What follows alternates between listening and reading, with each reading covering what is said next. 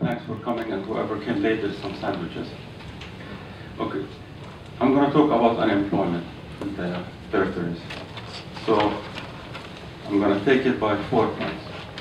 The first point, why unemployment of the Palestinians is a danger to the security of Israel. That's the first point. Second point, there's a leaflet on some facts. I'm going to just highlight the important facts about the unemployment in Israel. Third is what we, the private sector in general, are doing and our company are doing about it. And the last is what are the asks. What do we want the United States, Congress, Europeans, and the rest of the world to do about to help us in unemployment? So I will start with the basic thing. We've had an Arab Spring.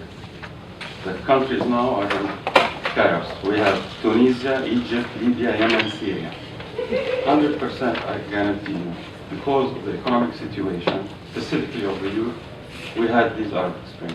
And today, all of these countries, we don't know where they're heading to. Imagine if the situation continued in the West Bank, as it is today, and you have an Arab Spring in the West Bank.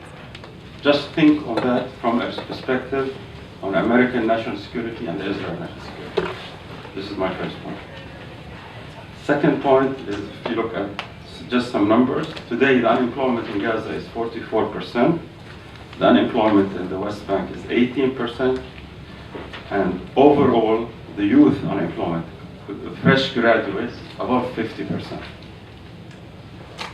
Some of the causes of unemployment, I mentioned 4, the blockade of Gaza, prohibition of investment in Area C, my colleague mentioned, restriction on Palestinian trade and movement of goods in and out of Gaza and within the West Bank.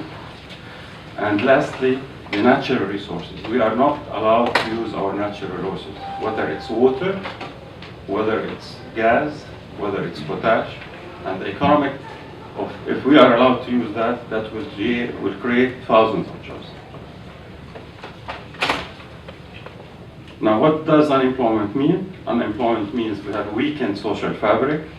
We have many of our trained engineers are leaving.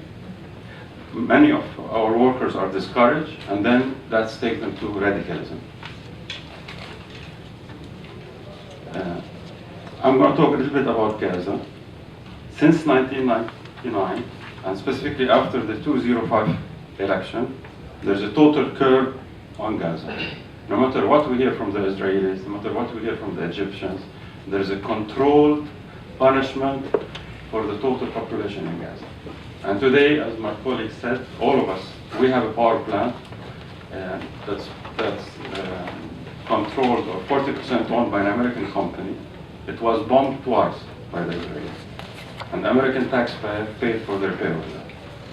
Why would you bomb a power plant? Does it have security risk for Israel? I don't think so. I believe that there is an intended reason to try and make Gaza poor and to try to make the people desperate. And I think that's a wrong policy. I move to the issue of materials. My friend here mentioned his coke. It took him ages to get approvals for his coke factory to be built in Gaza. We have a 3G or a 2G Palestinian mobile company called Al-Wataniya. Up to now, we cannot import these units to go into Gaza. So the mobile phones, we use Israeli network. We're not allowed to use Palestinian network. And no one can tell me this is security. This is pure economic war. Now, Area C, as you've seen, that chart, this is Area C, the green area. We cannot build a fence in that area. We cannot build a hut without getting a permit from Israel. If we are allowed to develop this economically, I'll just read some numbers for you. As he mentioned, agriculture will be able to produce $700 million of agriculture. It's in your handout. Many minerals like potash, 900 million. Stone mining and quarrying, 240 million, etc., etc. Again, I don't think this is a risk to Israel's security. This is simply economic war. Now, what is the Palestinian private sector doing about it? Some of my colleagues mentioned we're trying as much as we can to educate the people. We're trying as much to make innovation fund, that's what we did. We're trying to make as much, trying to let the universities be able to educate the people so that the private sector can take them. We as a company have done two things. One of them, the initiative of the Bethlehem Foundation. We have launched it 3-4 years ago, and this is basically to create an economic and viable city in Bethlehem in order to have the tourists who come there come and really spend some time, not just come for a few hours, visit the church and fly back. We have been able to get funds from the world. We got funds from Saudi Arabia, we got funds from the Russian, we got a little fund from the USAID, from the French, and we have many Palestinian donors. So this is basically trying to make Bethlehem viable to create jobs. And Bethlehem, I know Bethlehem University, you're working on that as well. We have the tourism program in university. The other thing we have done is, in one of our charts, we created an engineering center, we're an engineering company at USAID University. We started in 2008 with 5 engineers. Now we grew that to 35. And they work purely for the Gulf. So they do the back office, special engineering work at USAID University. And I encourage others to do that. Now, what are the asks? I have 5 asks. And this is in general to the Palestinian economy. The first one, we definitely need Congress to continue supporting the funding for the PA. And this is not funding directly to the PA budget, but this is for education, healthcare, for humanitarian aid, and from the misery we are in both Gaza and the West Bank, this is needed. So many people around the hill are trying to see, because the PA is going to the ICC, we have to cut funding. Well, I have to tell you something. If you do that, you're hurting Israel's security. Because if you cut the funding for the PA military, who are daily in interface with Israel security, if they don't get their salaries paid, then you are harming Israel. That's my first point. Second point, lift the restriction of Area C. Don't use Area C security as an excuse. And a sub to that is the water. Look at the chart here, we have here on the water.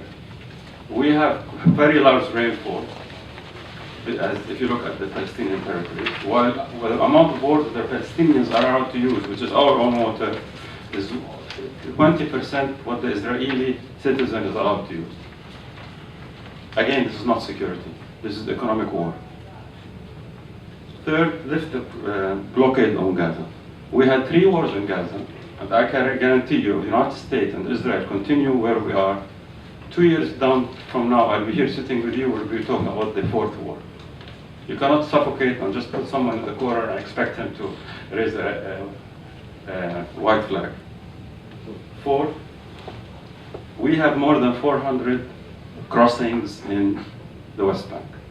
Anybody traveling in the West Bank, a container, a car, fruits, we don't know. It can take you half an hour, it can take you 1 day. How can we do economic activity? I'm a contractor. A container going from one city to another city in the West Bank or to Gaza will cost me much more, double than going to Europe. Finally, and this is also an important point, the Palestinian economy is 11 billion. The Israeli economy or GDP is around 300 billion. The Middle East, all the neighboring countries, is 900 million. And yet our trade is totally dependent on Israel. We have to open up. If we have to have the economics of the West Bank and Gaza to grow, we have to have better connections with the Middle East. We cannot be depending only on Israel. And this is again brings me back to the agreement we signed 20 years ago, the Paris Protocol. We should simply destroy that and start with something new. Because that was given for an interim period, assuming we're going to have 2 states side by state.